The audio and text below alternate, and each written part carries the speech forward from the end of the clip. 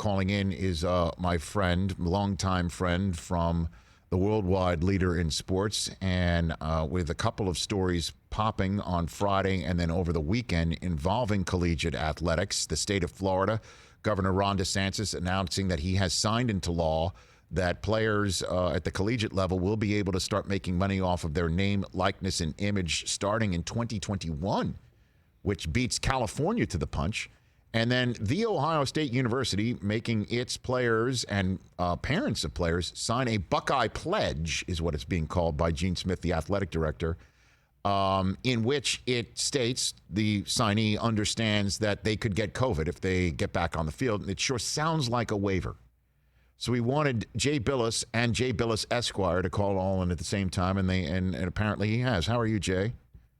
I'm doing very well, Rich. How are you? Better for talking with you. Let's start first, I guess, with that Ohio State Buckeye pledge that we heard about so much over the weekend. Jay, what do you make of this news? Is it something that you think is going to be regular, normal for all schools to do, and is it fair? Yeah, first, you're going to see a lot of this, and it doesn't sound like a waiver. It is one. It's a waiver of liability, and you're going to see more of this, I believe. There's an issue called assumption of risk, and I think the NCAA and the institutions, the member institutions, are looking at sort of the optics of, how can you ask an amateur player to assume the risk of playing in a multi-billion-dollar business? If you're a car racer, racing for money in NASCAR or Formula One, you're assuming the risk of injury, but you're doing so for a fair amount of money, and they're certainly not doing that here. But there's an odd feel to it to me. First of all, calling it a pledge is a bit can be seen as a bit misleading, and then the fact that they have to sign it in order to play. It's not a car rental contract. I mean, it's a waiver. And so it's interesting. I don't know exactly what to make of it, but I think you're going to see everybody using something similar. One thing about a waiver, though, is no matter what a player is made to or asked to sign, you can't waive negligence. So if, just taking Ohio State as an example, if Ohio State acts in a negligent fashion and players are harmed as a result of that, that can't be waived. So we'll see what happens. I mean, look, we all want to see all these sports play, but there are issues that we've not had to confront before, and we can already see that even University of Houston, as you saw, suspended their athletics right now after so many players tested positive when they first came back. So we haven't figured this one out yet. It's gonna be a while before we do. Well, I do want to just give Gene Smith's statement and quote a full, complete airing with you, Jay, saying that the waiver is intended more for educational purposes than it is for liability. Quote, "That's why we call it a pledge. We don't look at that as a legal document. It's a Buckeye pledge. Allow us to help you so that if we face a situation, our trainers, our strength coaches, or coaches or any athletic administrator sees a student athlete not wearing a mask or not social distancing, we can say, hey, you made a commitment, you signed a pledge, your parents signed a pledge, your parents are a part of this," end quote. Yeah, and they're asking their parents to sign it to show not that that they've got unity, but so that their parents can't claim they didn't know. And this isn't something where, look, I'm not saying that this is sinister. It's not. Right. But the idea that it's not some sort of legal document, of course it is. Otherwise, they just say, everybody raise your right hand or put your hand over your heart and let's all pledge to do this together. They're making them sign it, date it, and all that stuff. So it's as legal as it gets. There may be some other things in there as to making people aware, but it's just like we said before with a loan document. You have to sign all these different things when you get a loan. And some of them are to make sure that you're aware of certain things, and you have to sign it because there are legal ramifications to it. So it's the same thing here. Everybody's trying to protect themselves as best they can.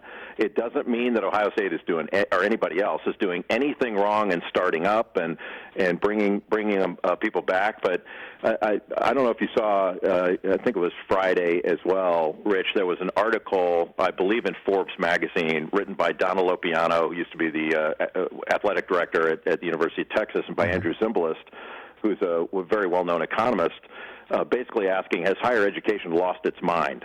You know, the idea that reopening athletics right now goes against most of what we're hearing from healthcare professionals, that you know, you're being asked not to fly unless it's absolutely necessary, and then they're flying, you know, athletes in from all over the country for quote-unquote voluntary workouts. The workouts aren't voluntary. They're restarting, and they're mandatory. If you don't come back, you are sending a strong signal that you're not all in. And so I don't think any of the players really are viewing this as voluntary. They believe it's mandatory. Well, I guess, Jay, you know, I know you used the word sinister, and that's why I think that this is being viewed through the lens of, well, you know, we're seeing what the Major League Baseball Union is doing. We're seeing what the NBA, the NBPA might be involved in right now, and we're going to talk about what Kyrie Irving said over the weekend in a moment with Chris Haynes of Yahoo. But there is no union here, right? And that's where I think a lot of people, when they hear that this pledge or waiver, and again, Gene Smith said he got this pledged from an idea on a conference call amongst his colleagues from the athletic director in Indiana, and we're assuming that there's going to be many other schools that do this. The question is what rights do the players have, I guess, if they're not unionized in this regard? Yeah, very few. It's sort of the idea, Rich, of people saying, and it's usually said when the players ask for economic rights, when they ask for money, they say, well, this is not a mandatory, this is a voluntary activity. It's not mandatory. You don't have to play. Nobody's holding a gun to your head type of thing. I hate it when people say that, but it's true. They said, nobody's holding a gun to your head to play. And then this is the one I've always disliked, that it's a privilege, not a right, to play college athletics. Well, that's nonsense, because, you know, is it a right to work for to be a coach? It's not a right to be a coach. That's a privilege too, if you want to look at it that way. But you do have certain rights, and I happen to think that playing college sports is a right. It's a right that's earned through competition and merit. And so, you know, that to me, that doesn't indicate that a player shouldn't be paid or all that. But to the point of the players have no say, essentially, in starting up again. It's not like things are being negotiated. The athletic directors will tell you, well, we've been in constant communication with the players. We are listening to their concerns. We have spoken with the parents. We have wide open communication and all that stuff. But the decisions are theirs. And everybody, like, it's amazing to me. And again, I'm not casting aspersions on anyone, but just it's amazing to me how early on in this discussion, you had high-ranking officials, one, the president of the NCAA, saying if schools are not open, we will not be playing college sports. That if campuses aren't open for students, you can't have athletes on campus. And quickly, really quickly, that was shot down. And then you said, well, hey, if we're open for online education, we're open for business, and athletes can be on campus. And boy, it's totally changed. And look, I don't know whether we're moving too fast, just right, or not fast enough. I'm not saying any of that. All I believe is, I shouldn't say all I know, all I believe is we have no idea what's going to happen going forward. We might have beliefs as to what's going to happen, but we don't know. And you can just see with states reopening in phase one that we're having spikes in transmission. So, you know, it'd be foolish to think that we're not going to have it in football and basketball and all that. So we don't know what's going to happen. And so I'm cutting everybody a lot of slack in that too. But then you see things like this, and you're going, you know, are we really worried about liability and bringing them back so we're having them sign a waiver? That raises some more questions about whether we're doing the right thing, I think. Do you think it is, and last one for you on this before we hit on the state of Florida, do you think it's enforceable? I mean, certainly when an athletic director's on record saying this is not a legal document in our minds, it's just a pledge? I think if somebody were to bring suit saying that the university acted improperly in bringing people back, and therefore the virus was contracted and damages were suffered, it would certainly be an issue. I think it would be an important issue in that sort of action. But then, obviously, you'd have the issue of causation. Like, you can. There's no. I think it would be very difficult to tell. Did you contract the virus from here? At least that seems like it would be difficult now. Now maybe we'll learn more, and contact tracing can get right to the bottom of it as far as proving the matter asserted. I just don't know the answer to that. But it's certainly putting people at a decision right now. I mean, I just can't imagine being presented with that and doing anything as an athlete and doing anything other than signing it. What are you going to do? You're going to take a stand individually and say, I'm not doing this? I don't know. It would be difficult. I can't imagine. If they say, hey, we're starting up again, I'd feel obligated as an athlete to go because you have a lot riding on it, not just your scholarship and the like, but I think you'd feel like your career in some ways could be riding on it, just like if broadcasting starts back and they say, hey, we want you to go do a game somewhere. Right. Like if you're a broadcaster and they're saying, hey, we want you to go 4 months into this bubble in Orlando to do the NBA, you're going to be thinking about, what does this mean for my career if I say no? Even if you're worried about the implications, if you've got health issues, whatever it is, you're going to be worried about your career if you say no. No doubt about that. Jay Bilas here on the Rich Eisen Show. Okay, and now Ron DeSantis, the governor of Florida, signing a bill on Friday that goes into effect in July of 2021 that says name, likeness, and image for any collegiate athlete in the state of Florida can earn them a paycheck. What'd you make of this news, Jay?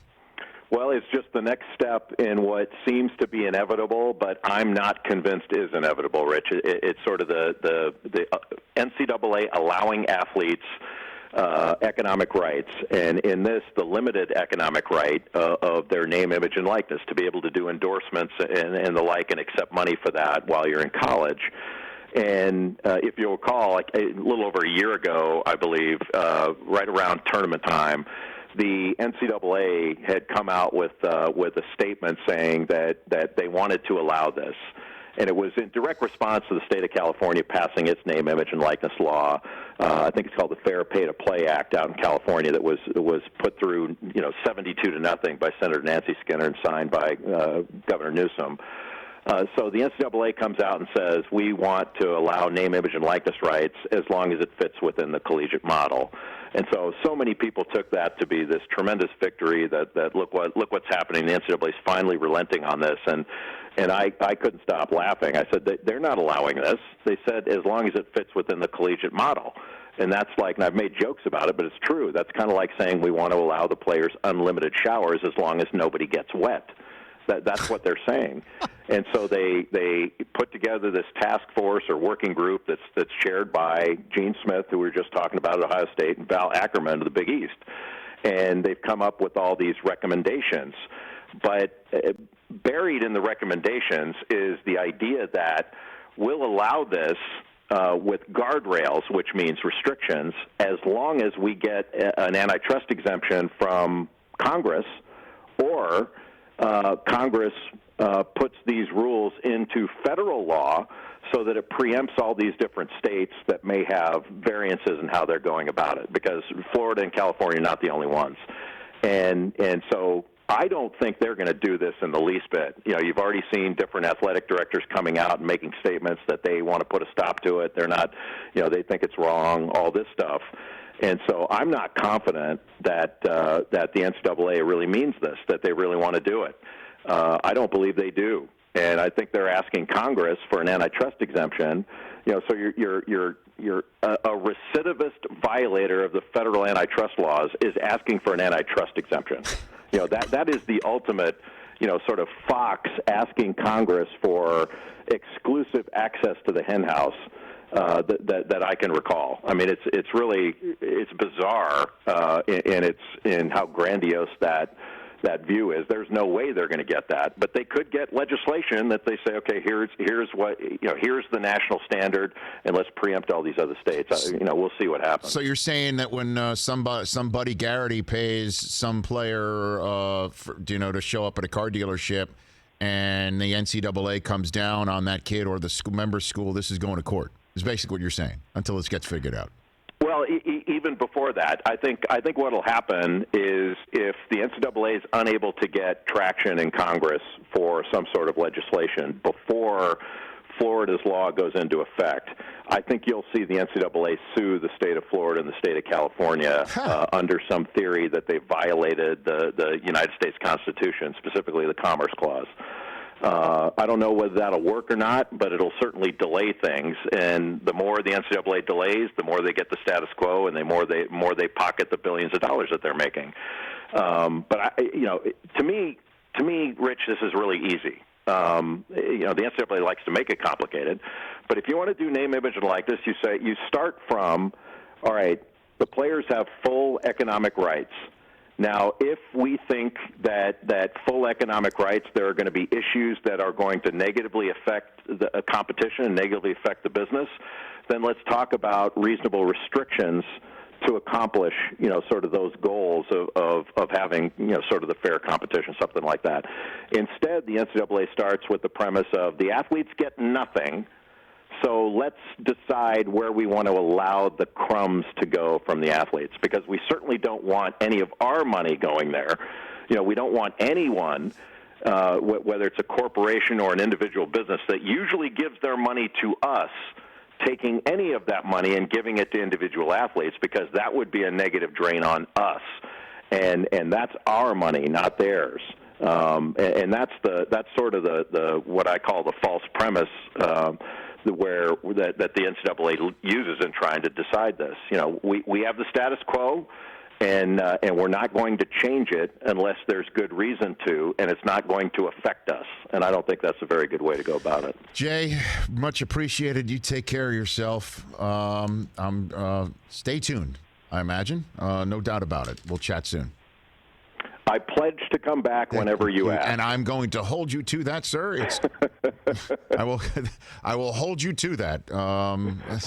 And you second that, Chris? Do you second that? Do you second that? Seconded. That's it. And if Del Tufo thirds it, then it's binding. Okay? Now it's law. Now it's law. That's Done. it. Take care of yourself, Jay. You're the best. Thank you, Rich. You got it. It's Jay Bilas. Hey, you watched all the way to the end. Thanks for that. Watch more right here.